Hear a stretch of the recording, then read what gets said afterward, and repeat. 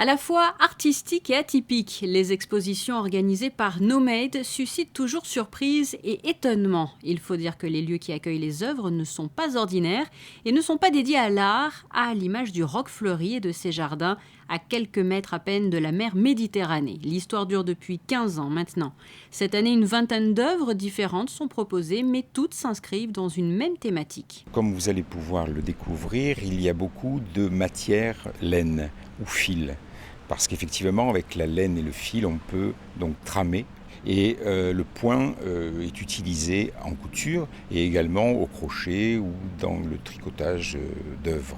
Et c'est la raison pour laquelle, effectivement, on va avoir point de vie, point de vue ou point de vue, point de vie qui vont se tramer entre eux. Et chaque artiste a pu donc effectivement, à partir de là, donc donner son point de vue.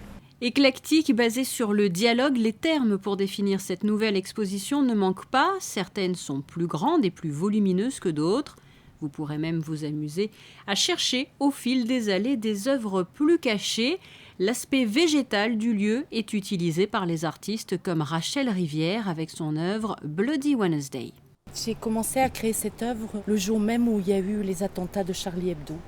Comme beaucoup de monde, ça m'a beaucoup remué. Et j'ai laissé venir en moi ce qui devait sortir, c'est-à-dire cette violence gratuite qu'on peut retrouver dans beaucoup de contextes, pas que celui de Charlie Hebdo.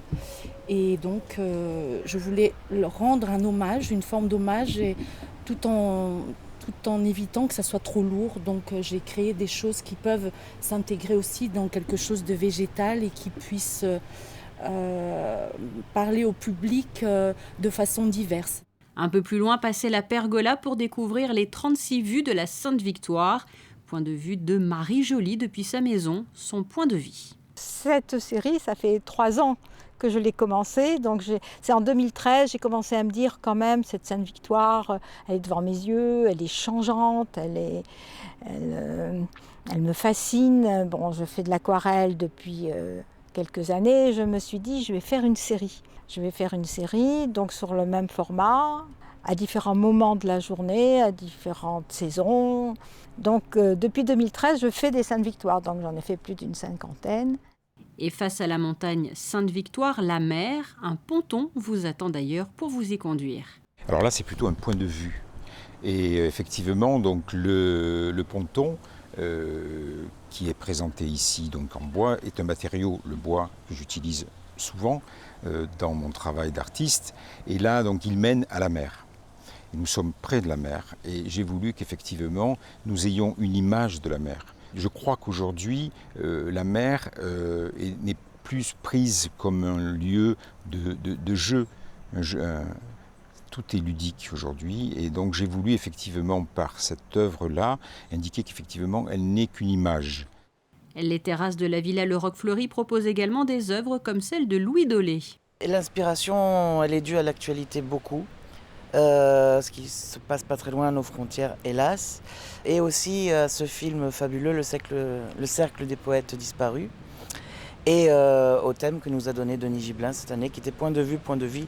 Donc dans le cercle des poètes disparus, l'acteur principal, Robin Williams, propose à ses élèves de monter sur la table pour changer de point de vue, pour justement changer aussi de point de vie tout simplement.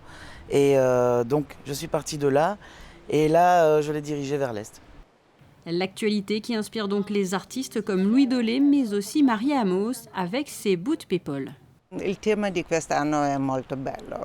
thème de cette année est très intéressant, point de vue, point de vie, un thème vraiment très inspirant. J'ai voulu réaliser quelque chose de contemporain, quelque chose lié à ce que nous vivons. Et c'est pour cela que j'ai voulu proposer 2 points de vue, parler de ces pauvres gens qui doivent fuir la mort en montant à bord de ces embarcations, se sauver en fait. Et puis à l'inverse, je mets en avant à travers cette chaussure un aspect plus glamour. Les lectures de l'œuvre peuvent donc changer.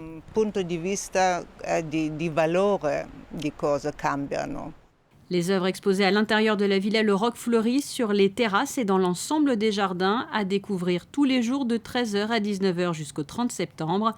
La villa est située à quelques mètres après le Cabanon sur le sentier des Douaniers à Cap d'Aille.